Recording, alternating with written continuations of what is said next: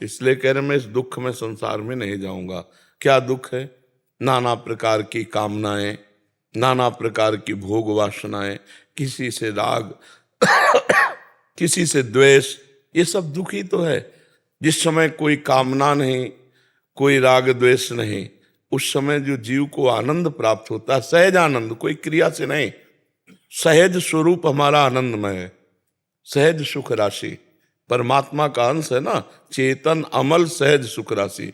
हम अपने स्वरूप को भूल करके शरीर को मैं मान करके और शरीर संबंधियों को अपना मानकर कुछ पराया कुछ अपना, बस इसी राग द्वेष में जो जलन हो रही है, वो जलन जब ब्रह्मानंद से मिटी तब उनको लगा ना ना ना प्रभु, इस दोबारा संसार रूपी जलन में मुझे नहीं जाना। और वैसे भी इसमें कितने भयंकर दुख हैं, देख लो कितना इस संसार में कष्ट है। चाहत सबसे ज्यादा कष्ट है, और कोई हृदय ऐसा नहीं जिसमें चाहत ना हो। अब देखो ना, हम पढ़ करके ऐसे बन जाएं, फिर ऐसा ब्याह हो जाए, फिर ऐसे पुत्र हो जाए, फिर पुत्र के ऐसे पुत्र हो जाएं, मर गए। चाहतों की कमी है देखो। और हृदय में आनंद तभी आता है जब चाहत रुक जाए। जाहि न चाहिए कबहु कछु, तुम सन सहज स्नेह, बसहु निरंतर तासुर सो राउर निज गेह। हे भगवान, आपका वो हृदय घर है, निज घर, जिसके हृदय में चाह न हो। चाह मिटी, चिंता मिटी, मनुआ बेपरवाह, जिनको कछु न चाहिए वो साहन के साथ। तो सब हृदय में देखो चाह है नहीं, तो बाहरी दुख हो चाहे ना, वो अंदर का दुख तो जला रहा है ना, चाह। प्रतिपल भोग रहे फिर भी भोगने की चाह, रोज भोजन पा रहे फिर भी पाने की चाह, जीने की चाह, रुपया की चाह, मतलब कितनी चाहे, एक दो चाहे हैं। एक चाह कोई बता दे हमारी ये पूर्ण हो जाए तो हम कभी चाह नहीं करेंगे, ऐसी कोई चाह नहीं। एक ही चाह है, भगवान मिल जाए। जहां भगवान मिले तो सकल कामनाहीन जे, सारी कामनाएं शांत हो जाएंगी। इसलिए बच्चा, महापुरुषों को संसार ये दावाग्नि दिखाई देता है। दावाग्नि समझते हो? जंगल में जैसे आग लगी हो ना, हाँ वैसे ये दावाग्नि है। पर जब ब्रह्मानंद मिलेगा तब तो लगेगा। जैसे गांव के लड़का जब गुड़ बनाया जाता है ना, तो ऊपर उसका फेन फेंका जाता है, तो फेन चाटते हैं, बहुत मीठा होता है, और नाचते हैं। और उनको अगर रबड़ी मिल जाए तो फेन चाटेंगे क्या? नहीं। तो ऐसे ही अगर भगवदानंद, वो तो प्राकृतिक दोनों चीजें हैं, अगर भगवदानंद मिल जाए तो क्या। अच्छा यहाँ सही बताओ, सबसे बड़ा सुख संसार का कौन सा है? सोच के बताओ अपने दिमाग से, कोई पढ़ी लिखी बात नहीं, दिमाग की जो मांग है, सबसे बड़ा सुख क्या है? अगर आप कह दो रुपया, तो रुपया नहीं, क्योंकि रुपये से सामग्री मिलती है, तो सामग्री पेट पोषण के लिए है। फिर दिमाग दौड़ाओगे तो एक निकलेगा जिसको कहते हैं काम। अंदर से देखना, सब करने के बाद एक चाह बनी रहती है, काम की पूर्ति, काम वासना। ये सबसे बड़ी वासना, इसीलिए सबसे पहले रखा गया है काम, क्रोध, लोभ, मोह। गीता में भगवान ने काम को शत्रु बताया है, और किसी दोस्त को नहीं बताया। मुखिया मारा गया तो सब नीचे मारे जाएंगे। मुखिया है काम, मुख्य है काम। और काम का भोग स्थान क्या है? आप विचार करके देख लीजिए, कहां सुख है? जिन अंगों को ऐसे स्पर्श किया जाता है तो वहां सुख। कैसी मति मारी गई है कि हमारा आंतरिक जो चाहत है वो, सबके दिमाग में एक ही सबसे बड़ा सुख है, काम सुख। बालक, जवान, बूढ़ा, सबको ये अंदर की बात है। अंदर जब खोजो तो सुई तुम्हारी यहीं रुकेगी जहां हम कह रहे हैं। अंदर देख लीजिए। और काम के पूर्ति में लोभ होता है, और काम की अपूर्ति में क्रोध होता है। बहुत दोष इसमें प्रकट होते हैं। कामा संजायते क्रोधा, क्रोधा स्मृति विभ्रमा, स्मृति भ्रंशात बुद्धिनाशो, बुद्धिनाशात सर्वनाश करने में समर्थ है काम। और काम हमारे सबके हृदय में बैठा हुआ है। अहंकार उसका घर है, अहम जो देहाभिमान है उसी में काम अपने मित्रों के साथ बैठा हुआ है। इसको हटा दो, फिर जो आनंद मिलेगा तब तुम्हें जलन लगेगी। कामाग्नि, क्रोधाग्नि, लोभाग्नि, मोहाग्नि, मदाग्नि, मत्सरता, ईर्ष्याग्नि, ये सब कितना जलाती रही। अब मुझे नहीं जाना संसार समुद्र में, समझ रहे ना, ये है दावाग्नि, नहीं जाना इस संसार में। तो वो महापुरुष जब ब्रह्मानंद को प्राप्त हुए और पीछे की बात देखी तो उनको, जैसे भर्तृहरि जी चक्रवर्ती सम्राट सब त्याग करके और जब भगवान शंकर की आराधना की, भगवान शिव प्रकट हुए, तो उन्होंने एक वरदान मांगा कि मुझे सम्मान से कभी भिक्षा ना मिले।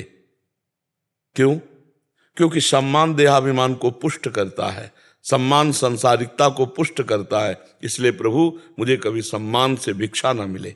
ये संसार बहुत मायावी है, जब तक हम भजन नहीं करेंगे तब तक ये समझ में नहीं आएगा। बड़ा सुखद लगता है, नहीं लगता? पत्नी, पुत्र, भाई, परिवार, रिश्तेदार, नातेदार, कितना आनंद लगता है, लेकिन क्या आनंद है किसी को? सब जल रहे, सब जल रहे। आनंद तो भगवान के चिंतन में है।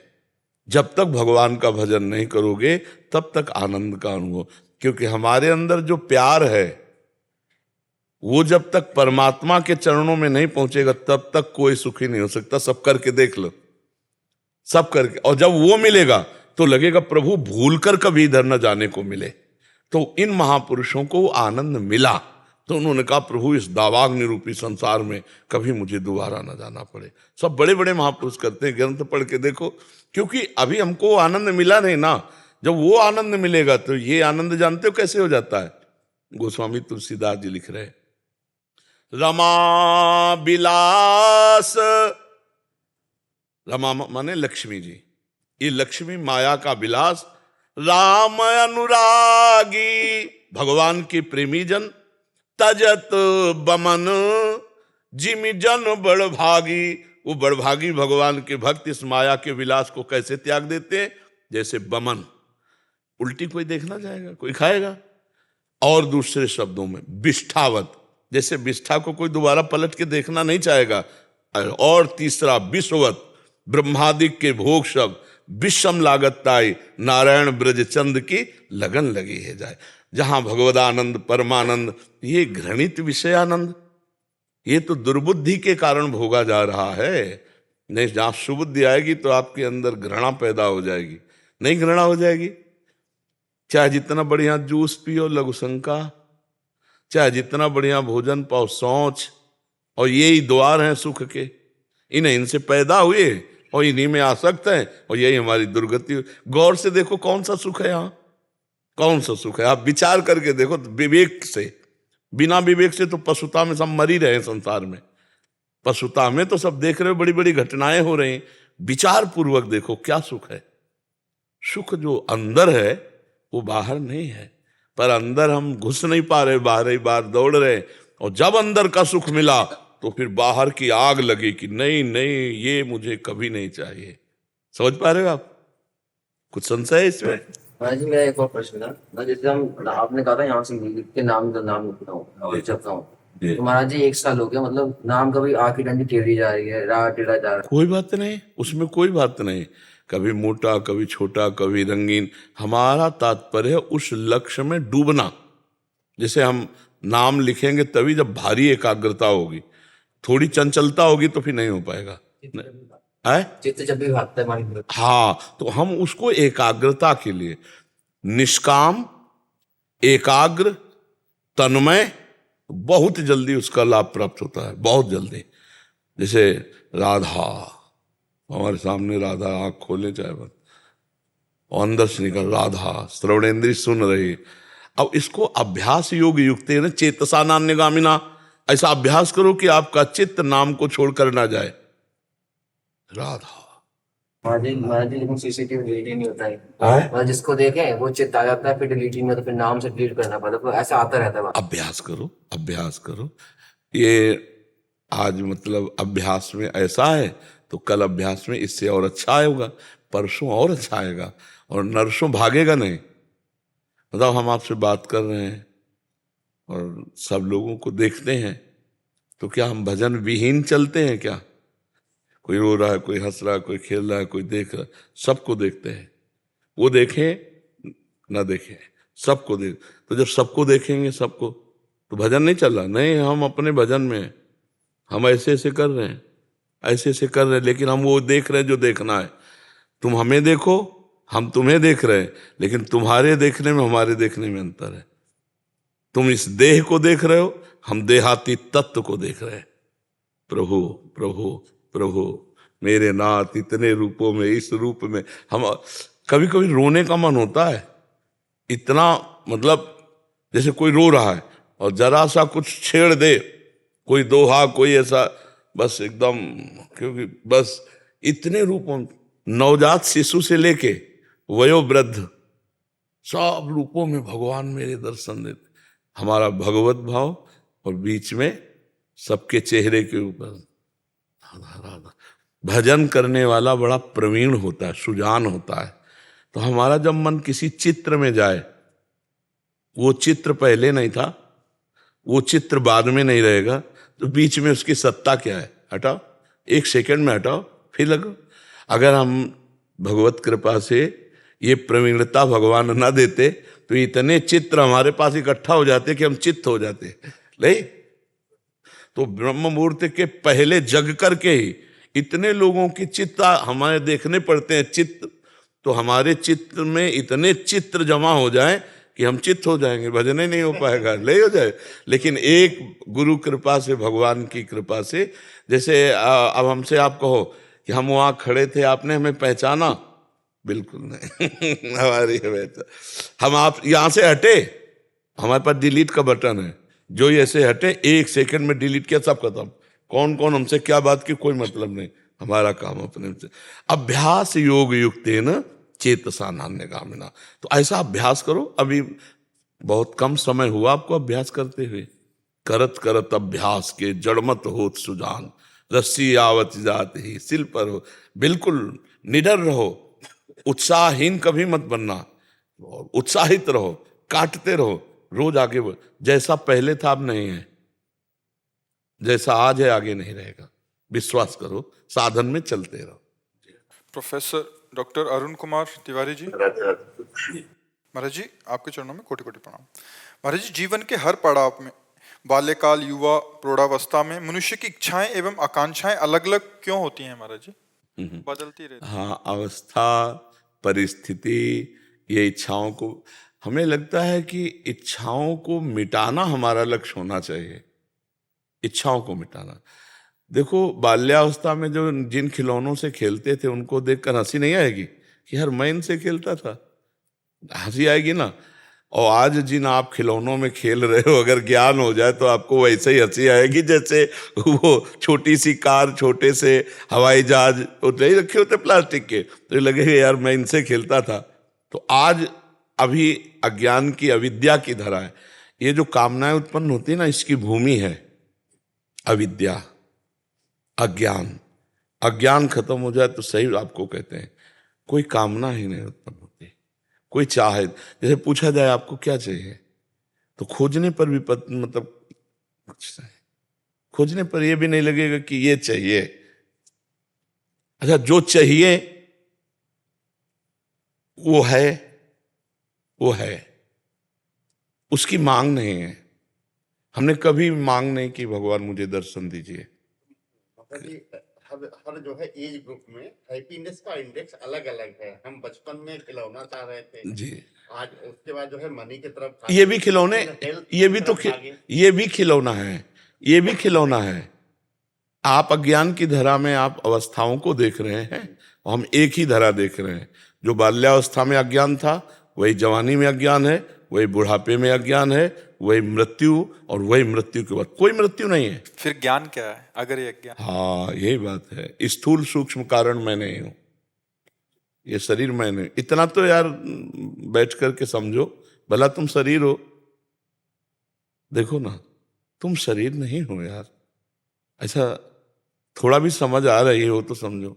जैसे ये मेरी टेबल, ऐसे मेरा हाथ, इसमें मैं कहीं तो नहीं हूं ना, मैं कहीं नहीं है।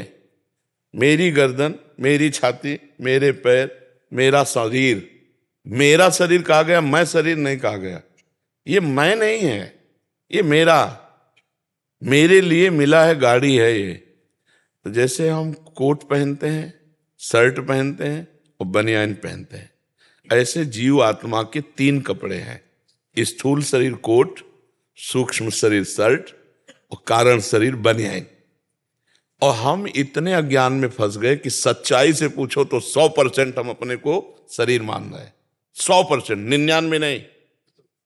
आप देख लीजिए, 100% हम अपने को मान रहे हैं। और यही अविद्या कामनाओं को उत्पन्न करती है। हम अपने को जब बालक मान रहे थे तो बालक के अनुसार कामनाएं थी, हम अपने को जब जवान मान रहे हैं तो जवान के अनुसार कामनाएं, जब बुढ़ापा मानेंगे तो लेकिन क्या आपकी जवानी, आपकी बाल्यावस्था, आपकी बुढ़ापा है?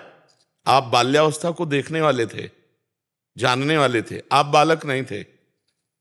आप जवानी को देखने वाले हैं, जवानी के भोक्ता बन बैठे इसीलिए दुर्गति हो रही है। नहीं, आप जवान नहीं है, आप बुढ़ापा नहीं है, आप में मृत्यु नहीं है ही नहीं मृत्यु आप में। ये पैदा हुआ है, यही नष्ट हो जाएगा। यही बाल्यावस्था हुई, यही इसकी जवानी हुई, यही इसकी बुढ़ापा होगी, इसकी मृत्यु। आप इसको देखने वाले हैं, पर आप इतना तन्मय हो चुके हैं कि आप शरीर ही हैं। अभी आपको सूचना मिल जाए कि आपकी किडनी दोनों फेल, फिर आपको कैसा लगेगा? मरा, सब कुछ छूटा, सब कुछ गया। क्या गया? तू अविनाशी सच्चिदानंद में गाड़ी मिली थी, यात्रा करनी थी, भगवत यात्रा की नहीं, इसीलिए पछता गया, इसीलिए तुझे दुख हो रहा है। नहीं तो अगर यात्रा पूरी हो गई ना तो मरने का शब्द बहुत मीठा लगता है, बहुत मीठा लगता है। मरने से सब जग डरा, मेरो मन आनंद। कब मरी हो कब भेटी हो, ये प्रवचन नहीं है, ये जीवन है। ये प्रवचन केवल नहीं कर रहे। तो ये शरीर का अभिमान होने के कारण उसके अवस्था के अनुसार कामनाएं होती हैं। शरीर का अभिमान होने के कारण अवस्था के अनुसार कामनाएं होती हैं। और एक कामना पूर्ति हो तो 2 खड़ी हो गई, 2 पूर्ति हो तो 4 खड़ी हो गई। अब देखना, वृद्धावस्था आएगी आपकी तो उस समय भजन की कामना कम से कम कर लेनी चाहिए कि अब जाने का समय। लेकिन भोग की कामना नहीं छूटती उस समय भी। उस दांत बिगड़ गए हैं तो नए दांत लगा लो, आंख गड़बड़ हो गई है तो चश्मा लगा लो। अब हर इंद्रियां गड़बड़ हो गई हैं पर वो वासना नहीं जाती। वासना किसी की नहीं जाती। मरते दम तक अगर भजन नहीं करोगे तो वासना आपको छोड़ेगी नहीं और अगला जन्म वासना पैदा कर देगी आपके अंदर।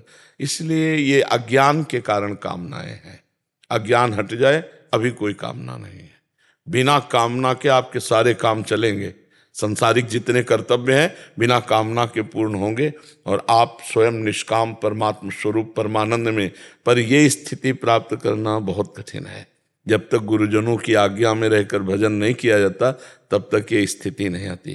देखो, छोटा बच्चा है, अभी नई अवस्था है, पर उसने शास्त्र स्वाध्याय किया, सत्संग किया तो कितनी प्रवीण बुद्धि बनती चली जा रही। अब यही आगे चलकर गृहस्थ में भी जाएगा तो एक अच्छा ज्ञानी गृहस्थ होगा, ऐसे कोई अज्ञानी गृहस्थ नहीं हो। अपने जैसे भूल करके केवल गृहस्थी में ही लगे रहे तो अब परमात्मा भगवान, अब संतों का जो स्वरूप प्रकाशित समाज में किया गया उससे संतों के प्रति धज्जियां उड़ गई श्रद्धा की। ये तो भगवान की कृपा है कि अभी कुछ जागृत हुई है और कुछ बची है, नहीं तो ऐसी ऐसी लीलाएं हुई कि संतों के प्रति श्रद्धा गई। शास्त्र कोई पढ़ना नहीं चाहता। अब संत ही शास्त्रों को प्रकाशित करने वाले, तो समाज में जो हमारे सुधार होना चाहिए था, जो हमारा बदलाव समाज का होना चाहिए था, वो बहुत बुरी तरह गिर रहा था। तो भगवान बचा रहे हैं कि आज के समय में लाखों युवा संत वचन सुन रहे हैं और भगवान के मार्ग में विश्वास कर रहे हैं, चल रहे हैं। भगवान के मार्ग में चलने के लिए असत वासनाएं छोड़ रहे हैं। ये तो बहुत कठिन बात है। बिना शास्त्र समागम के और बिना संत समागम के ये परमार्थ का कोई हवा भी नहीं पा सकता।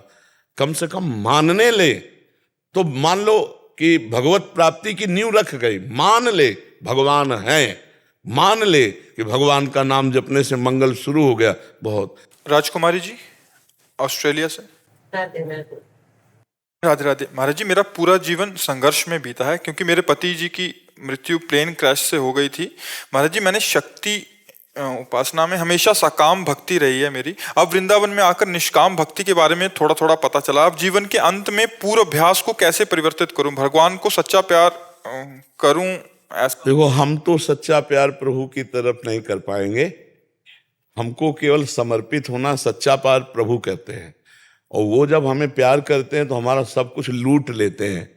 हमारे ठाकुर जी का एक नाम चोर भी है।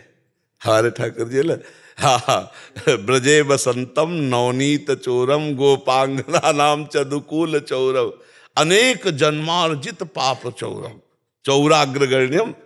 हाँ, वो हमारे अनंत जन्मों के संस्कार को, आप तो इसी जन्म की बात करें, अनंत जन्मों के संस्कार से भरे हुए चित्त को चुराकर सच्चिदानंदमय कर देते हैं। चित्त का अधिष्ठात्र वासुदेव है। वो जब प्रकाशित होता है तो उसका एक नाम चित्त चोर है, मन चोर है। चंचल चित्त आकर्षणी हमारी प्रियाजू का नाम।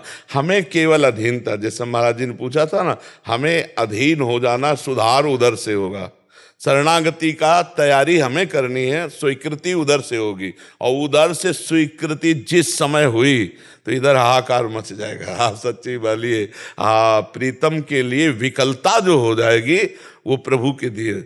जिस पर तुम हो रीझते क्या देते यदवीर, रोना सिसकना तड़पना आहो की जागीर। हाँ, बस विकल होकर हा प्रिया, हा राधा, हा कृष्ण, हा गोविंद, बस यही निकलता रहेगा। बावरी बने डोलते रहो वृंदावन में या जगत में, कहीं भी अंदर कुछ और चलता रहेगा। वो प्रभु की तरफ से होता। हमको चिंता नहीं करनी, हमको चिंतन करना है। हमें अपने भगवान पर विश्वास करना है, उनके वचन पर। वो कह रहे हैं अनन्यस चिंतयन्तो माम ये जना परिपासते तेषाम नित्याभियुक्तानाम योगक्षेमम वहाम्यहम्। योग का मतलब होता है जो हमारे को अप्राप्त है उसे प्राप्त कराना। जो हमें अप्राप्त है उसे प्राप्त कराना योग है, और जो प्राप्त है उसकी रक्षा करना क्षेम है। हमारे सरकार कहते हैं तुम्हारा केवल इतना काम है, अनन्यस चिंतयन्तो माम। भगवान ने कहा कि योग मैं कराऊंगा। आगे के श्लोक में बोलते हैं तेषाम सतत युक्तानाम भजताम प्रीति पूर्वकम ददामि बुद्धि योगम तम येन माम उपयांति ते। जो मेरा आश्रय लेकर मेरा सतत भजन करता है, मैं उसकी बुद्धि में योग, अर्थात बुद्धि ही कृष्ण हो जाती है। कृष्णमयी बुद्धि, कृष्णमयी मन, कृष्णमयी चित्त, कृष्णमयी अहम। तो इसलिए हम अधीन रहे और नाम जप करें। बस ये बिगड़ी जन्म अनेक की अब ही सुधरे आज, होई राम को नाम जप। दो बातें कही। तीसरी बात तो तज कुसुमा, जो अपने आप हो जाएगा उसकी चिंता की बात नहीं। पहले स्वीकार करो मैं प्रभु का, और आज से शुरू करो प्रभु का नाम जपना।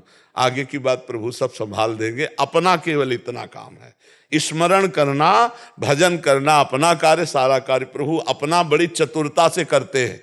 वो अपने कार्य में ढिलाई नहीं कर रहे, हम अपने कार्य में ढिलाई। हमारा और प्रभु का, हमें जितनी प्रभु ने ऊर्जा शक्ति दी उसे हम प्रभु में लगाएं। जो भी क्रियाएं कर रहे हैं, व्यापार नौकरी, सब भगवत भाव से करें। प्रभु की सेवा है और नाम जप करें तो प्रभु चित्त को आकर्षित कर लेते हैं।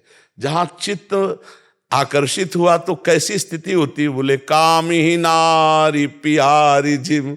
देखो चित्त गया ना, तो काम ही नारी प्यारी जिम, लोभी जिम प्रिय दाम, तिमि रघुनाथ निरंतर प्रिय लागो। जहां चित्त गया तो जैसे कामिनी का चिंतन कामी करता है, लोभी धन का चिंतन, ऐसे भगवत चिंतन स्वाभाविक होने लगता है। तो हम अधीनता और नाम जप दो पर रहें, आगे की बात भगवान संभाल लेंगे। राजकुमार जी, गुरुग्राम हरियाणा से। श्री हरिवंश महाराज जी, आपके चरणों में कोटि कोटि प्रणाम। महाराज जी, भक्ति साधना में विनम्रता का क्या महत्व है और इसे कैसे अपने अंदर बहुत विकसित महत्व करें? है। अहंकार भगवान को अच्छा नहीं लगता। सुनहु राम कर सहज स्वभाव, जन अभिमान न राखे काऊ। यदि अहंकार भरी कोई भी भोग लगा लेना, भगवान का मंदिर बना लेना, बड़ी से बड़ी बात हो जाए तो भी भगवान उसे पसंद नहीं करते। अहंकार में भर करके दुर्योधन ने सारी व्यवस्था 56 भोग बनाए थे, भगवान ने देखा भी नहीं। और दैन्य विनम्र विदुर जी उनके घर गए, और विदुरानी जी इतने प्रेमी स्वभाव की थी कि वो हर समय भगवान श्री कृष्ण का चिंतन करती, महान वक्ता थी। दरवाजे पे कृष्ण, श्री कृष्ण मेरे दरवाजे है। तो स्नान कर रही थी, देह सुधी भी नहीं, वैसे ही बाहर भगवान अपना पीताम्बर। अब भगवान कह रहे हैं कि कुछ पवाओ, तो उनको सुधारे। प्रभु वो केला रखे, पवाओ आके, तो केला लाए और गूदा फेंक रहे, छिलका भगवान को पवा रहे। भगवान छिलका पा रहे। तो विदुर जी को पता चला कि ठाकुर जी, तो विदुर जी दौड़ते हुए आए, अरे उनका बावरी ये क्या गूदा सब फेंक रहे। गूदा पर भगवान ने कहा वो स्वाद ले आया जो विदुराली के। यही दरबार दीन को आदर, रीति सदा चली आई। जेहि दीन पियारे वेद पुकारे, द्रवहु सुश्री भगवाना। जगह जगह लिखा हुआ दैन्य, दीनता, क्योंकि अहंकारी भगवान, अहंकार का तात्पर्य है वो विनाश होगा, वो नष्ट होगा। चाहे जितने बड़े भक्त में अगर थोड़ा भी अहंकार आया। एक बार गरुण जी महाराज से देवराज इंद्र ने पूछा, जब वो अमृत कलश हरण करने गए, कि महाराज आपकी सामर्थ्य का मैं पार नहीं पा रहा हूं, कोई भी देवताओं के अस्त्र, देवताओं की शक्ति आपको परास्त नहीं कर पा रही। जब अमृत कलश लेने गए तो बड़ा चरित्र हम सारांश में, तो आप में कितनी सामर्थ्य है। तो उनका त्रिभुवन को अपने एक पंखे पे रख करो, भगवान को विराजमान करके सहज में आनंद से उड़ सकता हूं। त्रिभुवन, और है सामर्थ्य, ऐसा नहीं कि सामर्थ्य, वो भगवान के वाहन है, पर अंदर कुछ आ जाना। हम भगवान को बैठाल कर त्रिभुवन को रख करके आराम से उड़ सकता हूं। तो एक दिन समुद्र पार कर रहे थे, तो एक पंजा हाथ ऐसे रखा, तो झप से एक छोटी चिड़िया की तरह गिर गए समुद्र में। फिर पुकारा त्राहिमाम, हे भगवान रक्षा करो। तो भगवान ने कहा, गरुण ये मेरा ही अभी कर कमल है, तुम मुझे बैठाल कर त्रिभुवन को पंखे में रख करके उड़ सकते हो, वो मेरी सामर्थ्य से, तुम्हारी सामर्थ्य नहीं। तुम्हारी सामर्थ्य तो मेरा एक कर कमल भी रखने की नहीं। त्राहिमाम प्रभु, समझ आया। कई बार सुनाया नारद जी को अहंकार हो गया, हम काम भी जाई, तो हालत क्या हुई, चरित्र पूरा सुन के देख लीजिए। भक्त को भी अहंकार हो जाए तो भगवान बर्दाश्त नहीं करते, फिर और अहंकार की तो बात। तो दैन्यता अति, पर ये बनावटी नहीं होनी चाहिए। जैसे हम माइक से बोलते हैं कि हम तो अधम जीव हैं, नीच हैं, पामर हैं, हम पर भगवान की कृपा हुई तो हमें ये लाभ मिला कि हम भगवान के चरणों की भक्ति में, अब हम बोल गए। और जब हमारे सामने कोई खड़ा होकर हमको कहे और हमको लगे कि हाँ मैं तो कह ही रहा था, ये भाई भी गवाही हो गए, हे भगवान अब हम पर कृपा करो, देखो मैं दीन हूं, नीच हूं। पर हम बोल दें अधम तो चलेगा, लेकिन अगर आप बोल दो कि तू अधम है, फिर कैसा हृदय में होगा, फिर एक हृदय में जलन होने लगेगी। तो इसका मतलब अभी अहंकार बकाया है। भगवान दैन्य पसंद करते, जो जितना दैन्य है। आप बड़े भक्तों को देखना, बड़े दैन्य मिलेंगे आपको। जहाँ कहते हैं ना, थोड़ा पानी अगर गगरी में हो तो छलकता हुआ जाएगा, गंभीर नहीं होगा। अगर थोड़ा सा कुछ है तो अहंकार, और जो ज्यादा मात्रा में भगवदा आनंद है वो गंभीर मिलेगा, दैन्य मिलेगा। तो भगवान को दैन्य प्रिय, दैन्य बहुत आवश्यक है। भक्ति बिना दैन्य के हो ही नहीं सकती। तृणादपि सुनी चेन तरोरिव सहिष्णुना, अमानिना मान देन कीर्तनीया सदा हरि। तृणते अपने को नीच समझे सो महान भगत बनेगा। सदैव निरंतर भक्ति उसकी सुरक्षित रहेगी। जो अब जब तृण से नीच, तो सबके सेवक हम हुए कि नहीं हुए, सब हमारे स्वामी, और भक्ति का स्वरूप भी यही है। सो अनन्य गति जाके असमति न टरे हनुमंत, मैं सेवक सचराचर रूप स्वामी भगवंत। चराचर जगत मेरे स्वामी का रूप है, मैं सेवक हूं। ऐसा हृदय में भाव हो तो वो दैन्य भाव रहता है, क्योंकि सब हमारे स्वामी के। तब तृणादपि सुनी चेन तरोरि सहिष्णुना, इतना सहनशील होना चाहिए कि वृक्ष के समान, चाहे जैसा अपकार करो वृक्ष का, वो उपकार ही करेगा। पत्ता, पुष्प, फल, छाया और लकड़ी देगा ही देगा। ऐसे ही जो संत का, भक्त का अपराध करे, वो उसका मंगल करे, वो उसका मंगल मनावे। करत जे अनसैन निंदक जिन्हों पे अनुग्रह करे, और स्वयं अमानी रहकर दूसरों को मान दे और निरंतर भगवान का कीर्तन करे। इससे बढ़िया भक्ति का स्वरूप और क्या होगा। महाप्रभु चैतन्य देव जी कह रहे, तृणादपि सुनी चेन तरोरि सहिष्णुना, अमानिना मान देन कीर्तनीया सदा हरि। बहुत कम शब्दों में पूरे शास्त्रों का सार बता दिया। अगर दैन्य भाव नहीं है, अहम है, तो ये भगवान को पसंद है। वो भगवान की भक्ति में अग्रसर नहीं हो सकता। जीवे दया नामे रुचि वैष्णव सेवा। अगर नाम में रुचि हो जाए और वैष्णव संत जनों की सेवा का अवसर मिले और सब जीवों पर हमारा भाव रहे कि हम क्या सेवा करें, कैसे इसको प्रसन्न कर दें, तो वो वही कर सकता है जो अहंकार रहित है। सेवा कौन कर सकता है? सेवक का मतलब होता है अहंकार रहित होना, सबके प्रति ऐसा भाव। ये भगवान को बहुत पसंद है। और जो श्री विग्रह में तो सेवक भाव रखता है मंदिर में, और बाहर निकलकर दूसरों से छल कपट द्वेष करता है, भगवान ऐसी पूजा स्वीकार नहीं करते। कपिल भगवान वर्णन करते हैं भागवत में कि जो मेरे श्री विग्रह के अच्छे अच्छे पदार्थों से पूजा करे, पर हम ही सब आत्म रूप में सबके विराजमान हैं, और वहाँ जा कर के निंदा करना, अपमान करना, ऐसा व्यवहार करना, तो उसकी ऐसी पूजा हुई जैसे राख में किया हुआ हवन, व्यर्थ। मतलब उसका पूजा का कार्यक्रम व्यर्थ रहेगा, जो अहंकार पूर्वक अन्य जीवों को क्लेश देता है। जी। प्रेरणा जी बेंगलोर से। महाराज महाराज जी आपके चरणों में कोटि कोटि प्रणाम। महाराज जी, यदि कोई आपकी कृपा से मांस नहीं खाता, मदिरा का सेवन नहीं करता, व्यभिचार नहीं करता, चरित्र पावन रखता है, नाम जब जितना हो पूरा दिन वही करता है, तो भक्त को कैसे पता चले कि आप श्री जी के दर्शन दूर नहीं, जीते जी श्री जी के दर्शन शीघ्र अति शीघ्र पाने? जब हम भोजन पाते हैं और हमारा पेट भरने लगता है, तो हम किसी मशीन से पूछते हैं या व्यक्ति से पूछते हैं कि भाई वो मशीन घंटी अलार्म बज जाएगा, या भाई कोई अपने को महसूस होता है? नहीं महसूस होता। मैं अब आधा पेट हुआ हूं, मैं अब पूरा पेट हूं। मीरा जी कहती जाने मोरी छाती। आपका हृदय उत्तर दे देगा कि हमारा काम हो गया, आपका हृदय। और हम पहचान बताए देते हैं भगवान के वचनों से। निर्माण अमोहा जित संग दोषा अध्यात्म नित्या विनिवृत्त कामा द्वंद्वैर विमुक्ता सुख दुख संगई। जब ये स्थिति आने लगे तो समझ लो परम पद में हम आरूढ़ होने जा रहे हैं। भगवत साक्षात्कार, मान रहित हो जाना। निर्माण मान रहित। मान अच्छा नहीं, कोई प्रणाम नमस्कार कर रहा है, हम उसको भाव से प्रणाम करें। अपने को ना माने श्रेष्ठ कि हम श्रेष्ठ हैं, हमें प्रणाम कर रहा है, ये वृत्ति आ जाएगी, अमानी वृत्ति आ जाएगी। सब ही मान प्रद आप अमानी। आप अमानी रहकर सबको मान देगा, जैसे अमानी ना मान दे। तो भगवान ने सबसे पहले रखा है निर्माण, मान रहित होना। अमोहा, किसी से मोह नहीं रह जाएगा। प्रेम सबसे होगा भगवत भाव से, लेकिन मोह कहीं नहीं रहेगा, मोह का नाश हो जाएगा। मोह गए बिनु राम पद होय न दृढ़ अनुराग। मोह मूल बहु शूल प्रत्याग उत्तम अभिमान। मोह बहुत खतरनाक है, तो भगवान के भजन से मोह का नाश हो। अमोहा। और जित संग दोषा, कोई भी भोग नजदीक हो, भोगने की इच्छा नहीं रहेगी।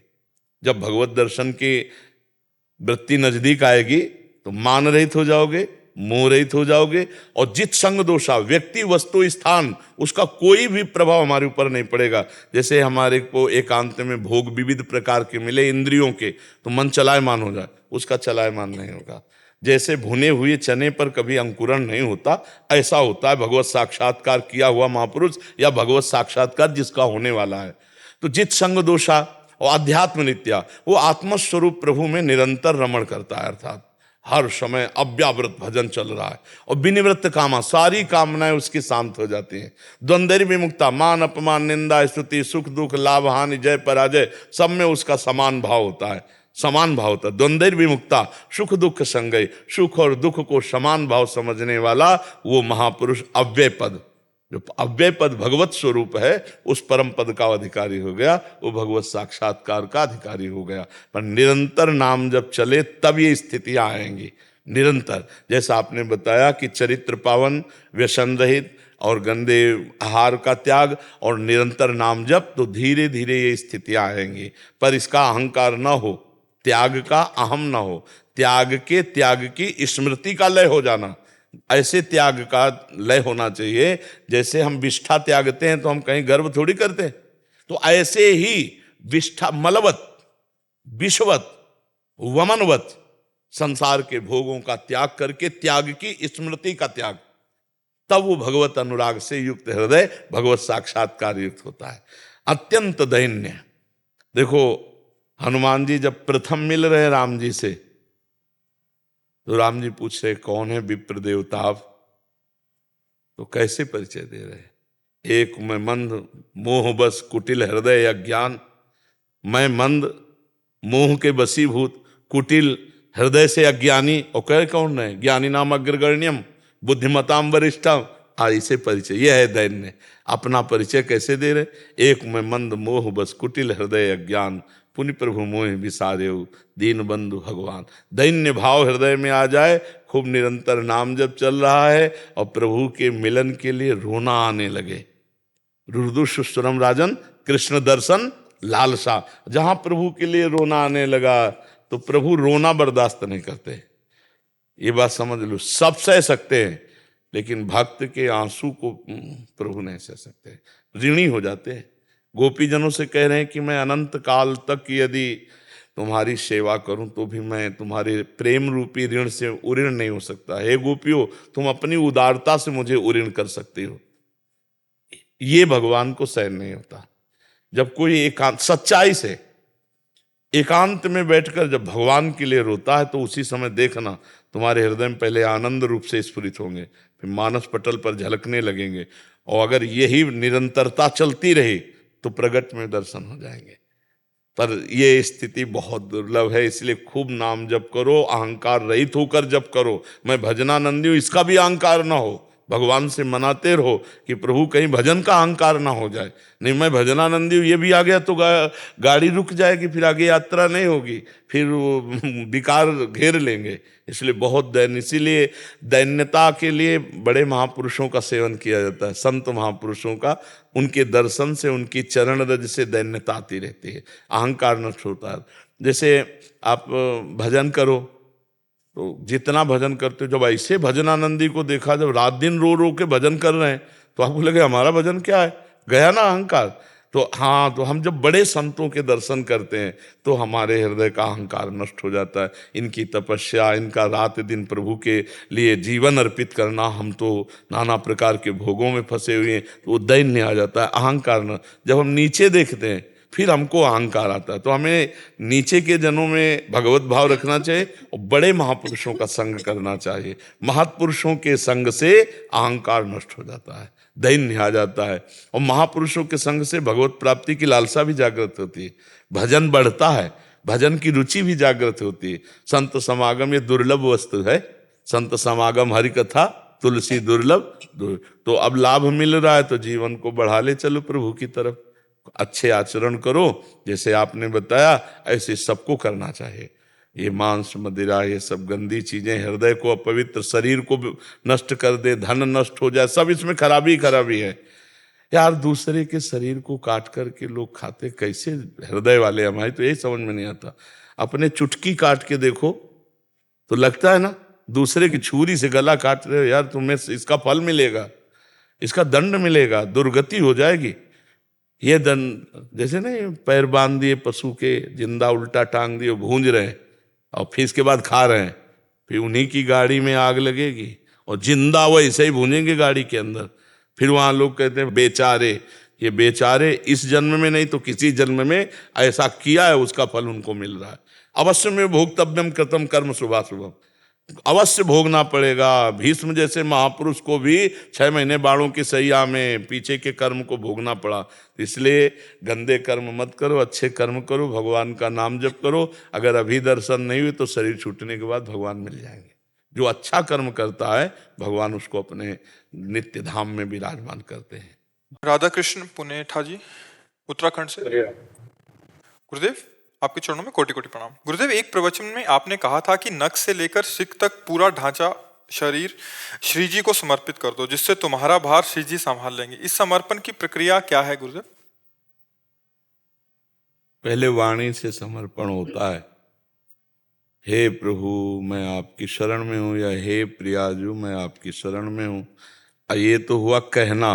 अब वाणी का समर्पण है कि वाणी से किसी का अहित कर, दुखद वचन बोल करके दिल नहीं दुखाएंगे, वाणी से गाली नहीं बकेंगे, अश्लील संभाषण नहीं करेंगे, प्रपंच नहीं। और सच्चाई में तो वाणी का पूर्ण समर्पण तब माना जाएगा जो हरिवंश महाप्रभु कहते हैं, रसना कटो जो अन रटो। मेरी जवान कट जाए अगर मैं प्रभु के सिवा और कोई बात करूं, अपने प्रभु के संबंध की बात करूंगा, प्रभु के लिए बात करूंगा। अगर व्यापार नौकरी है तो वो भी हम प्रभु का ही मान करके बात करेंगे। प्रभुमय होकर के वाणी की से बात करना, नहीं तो मौन रहना है वाणी का समर्पण। और तन का समर्पण है श्री कृष्ण अनुकूलेन प्रतिकूलस्य विसर्जनम। शरीर के द्वारा कोई भी प्रभु से विमुख आचरण न होने पावे, और जितने भी कर्म हो सब प्रभु के अनुकूल हों, प्रभु के लिए हों, ये मान करके हमारा शरीर समर्पित होता है। और मन जब हमारा प्रिया प्रीतम के ही लिए संकल्प करे, प्रिया प्रीतम का ही मनन करे, तो मन समर्पित होने लगता है। और फिर जब ये तीनों समर्पित होते हैं तो इन तीनों में हमारा राग है, शरीर में, मन में, वाणी आदि में, तो फिर हम भी समर्पित हो जाते हैं। जो मैं समर्पित हुआ तब समर्पण माना जाता है, पूर्ण समर्पण तब माना जाता है। अब जैसे शरीर का समर्पण केवल हम देखें तो हमारा बिना प्रियाजू को भोग लगाए कुछ जबान में नहीं जाना चाहिए। अब जो भोग नहीं लगता वो हम पाएंगे ही नहीं। निषिद्ध पदार्थ कभी जीवन में, क्योंकि प्रभु को भोग नहीं लगता। अच्छा, जहाँ प्रभु का मान लो श्री विग्रह नहीं विराजमान, तो हम भाव से प्रभु को लगाते हैं। मान लो कहीं आप नौकरी पेशा में हैं, जा रहे हैं, कुछ खाना है, तो राधा वल्लभ लाल की जय, प्रिया प्रीतम की जय, भाव से अर्पित किया, पा लिया। प्रभु यहाँ भी तो है, उनका नाम लेके पा लिया, तो प्रभु का स्मरण करके अब ये शरीर प्रभु को समर्पित है, बिका हुआ है। ऐसे भाव से जब हम चेष्टाएं करते हैं तो तनुवांग मनोभिर अमलई सोहम त्वयि वास्तिता, तो शरीर की चेष्टा है। अब जैसे गंदी दृष्टि रखना, गंदी चीजें एकांत में देखना मोबाइल से, गंदी क्रियाओं की भावना बनाना, गंदी क्रियाएं करना, अब कलंक है शरणागति में। अब ये फिर उसे पाखंड कहते, फिर दंभ कहते। अब नाटक हो रहा है कि आप कहते हो हम प्रभु के शरणागत हैं और प्रभु के विपरीत देखते हो, सुनते हो, चेष्टाएं करते हो। एक होता है विवश होकर हो जाना गलती, कि हम बहुत कोशिश की पर गलती हो गई, तो प्रभु राहत न प्रभु चित्त चूक किए की, करत सुरत सैबार ही की, प्रभु उस चूक को फिर माफ कर देते हैं। लेकिन जानबूझकर अपराध करना और हम प्रभु के शरणागत कहलाएं तो फिर उसमें, तो ये बात हमें ध्यान रखनी कि हमें जानबूझकर अपराध नहीं। और हमसे जो गलती हो, जैसे हमें लगा कि हमसे गलती हो गई, तो तुरंत हम उसी समय जहां हैं 1 सेकंड के लिए एकाग्र हो, प्रभु से प्रभु देख लो, हम आपसे प्रार्थना कर रहे थे, संभल नहीं पाए, प्रभु देख लो गिर गए, हे नाथ मुझे बचाओ, हे नाथ मुझे क्षमा करो। प्रभु फिर आपको बल देंगे, फिर आगे बढ़ाएंगे। और वास्तविक शरणागति जब उतरेगी तो फिर भूल ही न दें कुमारग पाऊं, फिर भूल कर भी भगवान के विमुख आचरण नहीं होगा। अभी तो अहम बकाया, इसलिए गलतियां हो सकती हैं। जब पूर्ण समर्पण हो जाता है तो फिर गलत नहीं होता। भूल ही न दें कुमारक पाऊं। समझ पा रहे हो आप जी?